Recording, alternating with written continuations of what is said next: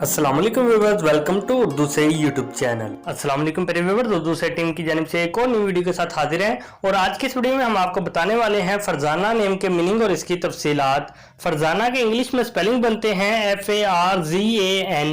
Jeans लड़की है, इसकी ज़बान है फारसी और इसका मतलब है मुस्लिम। मायने है इसके आकिल, दाना, होशियार। फरजाना नाम का शुमार लड़कियों के नामों में होता है। फरजाना नाम की इब्तदाई तारीख फारसी ज़बान से निकलती है। फरजाना नाम के अफराद के लिए खुशकिस्मत नंबर 1 माना जाता है, जबकि खुशकिस्मत दिनों में जुम्मा और हफ्ता शामिल है। खुशकिस्मत धातों में हिस्सों के हिसाब से लोहा शामिल है। फरजाना नाम के अफराद के लिए मुआफिक रंगों में नीला और काला रंग शामिल है। फरजाना नाम के अफराद के लिए मुआफिक पत्रों में नीलम शामिल है। फरजाना नाम में 7 हरूफ है, ये एक लफ्ज बनता है। अपने नाम का मीनिंग जानने के लिए कमेंट बॉक्स में लिखिए, चैनल को सब्सक्राइब कीजिए, वीडियो को लाइक और शेयर कीजिए। Thanks for watching.